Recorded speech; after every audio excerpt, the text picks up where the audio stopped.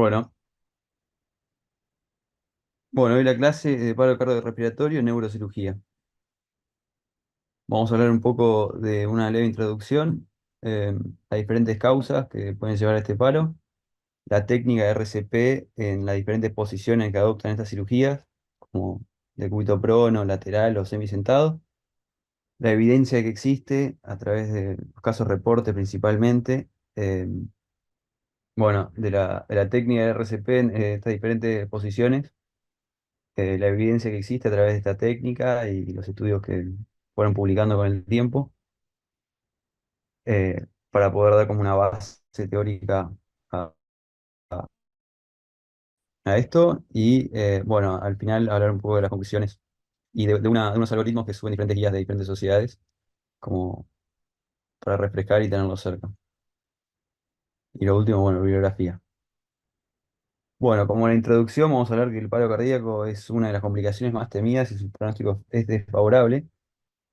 Pero bueno, este paro generalmente sucede con los pacientes observados y monitorizados de cerca, con los pacientes intubados con NTIDAL y presiones arteriales invasivas, que bueno, nos van a llevar a poder evidenciar el paro o hasta anticiparlo. Y generalmente tenemos buenos accesos intravenosos con medicamentos y desfibrilación fácilmente accesibles.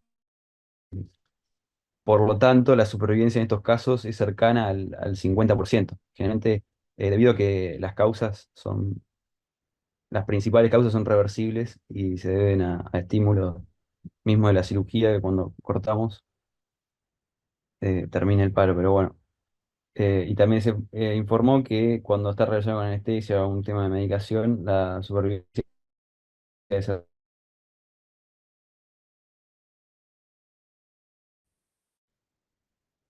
Eh, Ten en cuenta que la posición más común que solemos estudiar o hacer simulacros es la posición supina. Pero bueno, en estos casos podemos encontrarnos ante situaciones en las que pacientes están en decúbito prono, decúbito lateral o solicitado. Que bueno, más frecuente en cirugías de fosa posterior, de columna, o bueno, retroperitoneal. Pero bueno. Y desde entonces, la primera vez que se escribió en 1989 por McNeil, siempre existió un debate si se debe colocar a los pacientes en posición supina antes de iniciar la reanimación o si se debe iniciar RCP en posición prona. Hay varias preguntas sobre la efectividad y la técnica de RCP en posición prona que siguen sin respuesta. Esto se debe principalmente a que los paros cardíacos en posición prona han sido relativamente poco comunes y nada, no hay estudios aleatorizados que puedan demostrar mucho, ¿no? Es más series de reporte de casos o una opinión de expertos. Pero bueno, desde el inicio de la pandemia del COVID, la posición prona y la ventilación en posición prona se han vuelto formas vitales de tratamiento en los pacientes que padecen síndrome de distrés respiratorio. Eh, pero bueno, el tema en reanimación en posición prona se ha vuelto importante y relevante en la actualidad por esto. Y bueno, hasta la fecha la mayoría de los que trabajamos en salud tenemos conocimientos limitados sobre esto y sobre la evidencia que hay. Y nada, hablar un poco de esta revisión es tratar de llenar los vacíos en el conocimiento sobre el RCP en esta posición. Bueno, después de esto, de la intro, vamos a hablar un poco de las diferentes causas, que bueno, nombrar que es frecuente encontrar en el periodo operatorio estos pacientes neuroquirúrgicos, incidentes menores como bradicardia, hipotensión o hipertensión, que habitualmente son autocontrolados y de poca duración. Sin embargo, hay complicaciones serias, como asistolia, fibrilación ventricular, la actividad eléctrica sin pulso, que pueden ocurrir en este grupo de pacientes. Uno que la bibliografía marcaba mucho como bastante frecuente es el reflejo trigémino cardíaco, que se caracteriza por la aparición súbita de actividad parasimpática que da eh, como respuesta a una bradicardia hipotensión con inclusive asistolia. Esto se debe a la estimulación que tienen, pueden ser mecánicos, de temperatura o electrobisturí, la estimulación de las ramas sensitivas del trigémino. además del nervio principal, el trigémino, como el oftalmo. Pero bueno, con cesar el estímulo de esto, el estímulo quirúrgico, tendría que ceder este reflejo. Pero bueno, estar atento. Después pasar a los cambios en lo que es la presión intracraniana, que estos llevan a alteraciones oculares, no solo a presión intra, sino que hipotensión también puede eh, causar esto, que generalmente son provocados por los drenajes que usan extradurales, que proporcionan efectos de aspiración y nada, que se usan para prevenir la formación de hematomas postoperatorios, pero que no están exentos de complicaciones. Y tener en cuenta también el embolismo aéreo puede ser una causa de esto,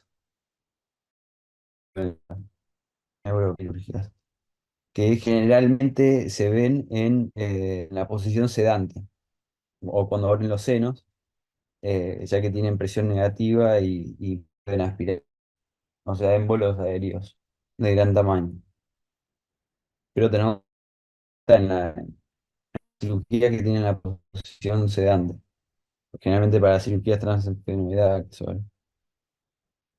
Y habla de la literatura que se puede diagnosticar mediante la disminución de los niveles Lentidial de 2 puntos y bueno, tener en cuenta que se puede usar el Doppler transesofágico, que es el que tiene mayor sensibilidad, o sea que puede detectar émbolos aéreos muy pequeños, de 0,02 milímetros.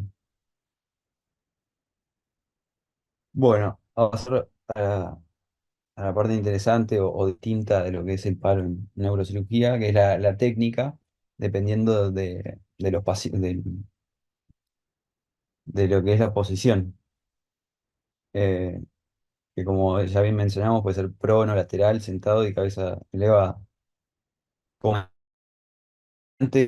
los pacientes van a estar intubados con monitoreo de lenta de dióxido de carbono y una cámara arterial para monitorizar directamente la presión arterial. Estos se usan no solo para diagnosticar el paro, sino que sirven como una guía útil sobre la calidad del RCP en términos de eficacia de las compresiones y nos indican cuando hay un retorno de la circulación espontánea. Lo Hay cierta diferencia con la técnica, pero los pasos de la reanimación en posición prona permanecen iguales a lo que es la posición supina. La principal diferencia radica en la posición de las manos para realizar las compresiones. Ahí les dejé unas imágenes que pueden ver, pero bueno, hace poco que está descrito esta reanimación y en las últimas 3 décadas van surgiendo nuevos estudios que avalan su indicación. Eh, Hay un estudio en 1992 que fueron los primeros en reportar estos casos de reanimación exitosa en pacientes neuroquirúrgicos. Y se lo llamó lo que llama la compresión precordial invertida. Y recomendaron colocar una mano en la espalda del paciente, mientras que la otra mano se colocaba en el tercio inferior del esternón. Después hay muchos reportes de casos, pocos estudios que den buena evidencia científica. Em, Pero bueno, hay muchos estudios y reportes de casos que muestran que se puede hacer, que es exitosa, pero siempre teniendo en cuenta que hay que monitorizar el, el entalle de oxígeno y la presión diastólica. Últimamente, después del tema del COVID, hubo un estudio en que hicieron un análisis tomográfico de 100 pacientes para determinar la posición óptima de lo que son las manos al realizar las compresiones. Y la definieron como una región en que se correlaciona con el área transversal más grande del ventrículo izquierdo. Y el estudio demostró que en el 86% de los pacientes se encontraba el BI a nivel de T7 a T10. Sin embargo, dice que el estudio se necesitan más estudios para determinar calidad. Pero bueno, las actuales pautas de la Asociación Americana eh, en RCP recomiendan colocar las manos en la línea media sobre la columna torácica a la altura de los cuerpos vertebrales, como ponen en la imagen esa, de T7 a T10. Después también otra, la colocación de los parches o las palas del desfibrilador, como eh, como está en la foto de abajo a la derecha, o lateral.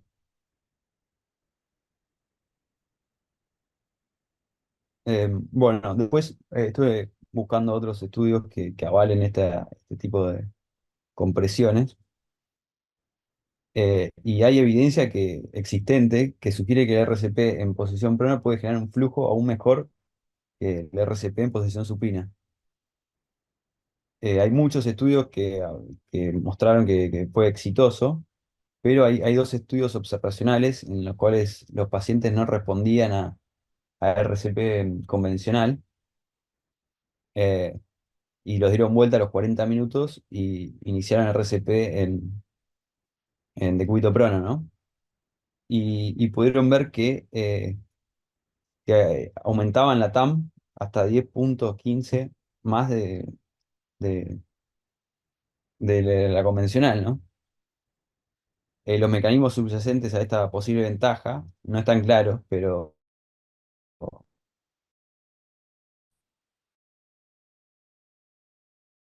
la rigidez de la articulación vertebral permite ejercer una mayor fuerza sobre el corazón que las compresiones realizadas en la articulación externo costal. Además, generalmente las compresiones externales en posición supina eh, a- tienen el diafragma y las vísceras abdominales que se desplazan hacia abajo, ya que la pared abdominal anterior no es rígida y esta fuerza se disiparía. En cambio, en la posición prona, la efectividad de las compresiones puede aumentar debido a la restricción del movimiento de las estructuras abdominales. Siempre teniendo en cuenta que el contacto tiene que ser una superficie firme, ¿no? Generalmente a veces le ponen almohadones y eso lo tendremos que retirar para iniciar las compresiones. Em, Nada, y habla también de los inconvenientes de esto, que puede ser más exigente, que generalmente se vio que, eh, ya que es más rígido, requiere más compresión, más presión para comprimir. Y se hicieron unos estudios de simulación en los que las compresiones se volvían menos efectivas antes de los 2 minutos, que bueno, respaldan esta posibilidad, este inconveniente. Pero bueno, que tendría que poder entrenar todo y concienciación como para poder familiarizarnos con este tipo de RCP y nada. Pero bueno, después también había otro paper que hablaba de que como fue una declaración conjunta de varias sociedades brasileñas de cardiología, anestesia, medicina intensiva y emergentólogos, que recomendaban siempre darlo vuelta tan pronto sea posible. Que siempre, o sea, monitorizar a los pacientes y tener una diastólica mayor a 20 y una entrada mayor a 10, pero bueno, si no son efectivas en una posición prona, darlos vuelta apenas podamos. Bueno, y con respecto a lo que es la posición lateral, está descrito este tipo de compresiones en que un reanimador va a colocar una mano a nivel external y otra a nivel interescapular, y después el otro que es de dos reanimadores, en el cual el primero se coloca a nivel external y el segundo a nivel interescapular, y simultáneamente es el centro. Pero bueno, la experiencia en esta posición es limitada y tiene muchos inconvenientes.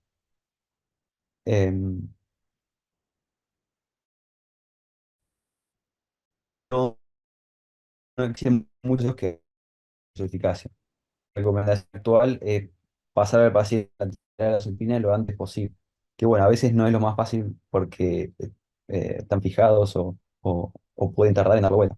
Lo mismo con respecto a lo que es la posición sentada o cuando están con el sujetador de Mayfield. Que bueno, lo que dice la bibliografía es arrancar con las compresiones, tratar de que sean efectivas, pero tener todo hablado con el equipo para poder pasarlo a la posición supina lo antes posible. Y también para evitar lesiones cervicales eh, que pueden ocurrir si el paciente está sujeto al Mayfield, ¿no? Y, y la posibilidad de los movimientos musculares enérgicos después de la desfibrilación. Pero bueno, también las guías del Reino Unido hablan también de que tendríamos que tener todo hablado con el equipo, de estar bien dirigidos los roles, de quién mueve qué, pero para poder agilizar el movimiento y poder arrancar con el RCP lo antes posible. Bueno, acá un poquito voy a hablar un poco de la evidencia. Nada, como dije antes, fue reportada por primera vez en 1989, nuevo, pero desde que se informó por primera vez, hubieron solo reporte de casos, serie de casos que han descrito este tipo de compresiones. Que no hay mucha evidencia utilizados ni nada, pero bueno, ya repasamos eso. Este es el estudio que les mostré, donde en el nivel que se correlacionaba con el ventrículo, o sea, transversalmente, la parte que se correlaciona con el ventrículo izquierdo. Este también sé de bibliografía, lo puse ahí en mi link si lo quieren ver. Está bueno, es como un review sistemático de los diferentes estudios que hay. eh, pero bueno, estaba bueno porque tiraba buenos datos y hablaba de toda la serie de casos y nada, y medio que te guía para lo que es este. Bueno, como parte de la evidencia, esta guía me pareció interesante porque ya, aclaraba algunos algoritmos interesantes como para poder guiarnos en estas situaciones. Este sería lo que es el algoritmo, que primero tenemos que confirmar lo que es el paro con los signos clínicos y los monitores, informar al equipo quirúrgico de instrumentación para que puedan eliminar cualquier causa quirúrgica, como vimos la causa del reflejo trigémino cardíaco, es dentro de las más comunes. Después de eliminar esta causa, tenemos que plantearnos la pregunta de si la reanimación es posible o efectiva en la posición del paciente, que puede ser prono, lateral o sentado. Si no es posible hacerlo, eh, ponerlo supino lo antes posible. Y si es posible o es efectivo, como podemos comprobar a través del end-tidal y de la presión arterial diastólica, empezar con las compresiones y pedirle a la instrumentación y al cirujano que saquen el sujetador de Mayfield, ya que puede producir lesiones cervicales. Si comprimimos y está con el sujetador o desfibramos al paciente, puede producir lesiones. Pero bueno, arrancar con las compresiones lo antes posible y después avanzar con lo que es el ALS con las consideraciones específicas. Bueno, las quirúrgicas ya las mencioné, por la retracción o instrumentación, tener en cuenta lo de la causa del émbolo aéreo venoso, eh, que bueno, ahí tenemos que pedir que inunden el campo con suelo fisiológico, posicionar el paciente para abajo, ya que cuando abren los senos produce presión negativa y puede producir émbolos aéreos de tamaño importante, significativamente clínico, ¿no? Tendríamos que, una vez que arrancamos con las compresiones, pedir que pongan gasa embebida en el suelo también y poder taparlo con un Lipafix o con algo para controlar la hemorragia, proteger contra el trauma y minimizar la contaminación.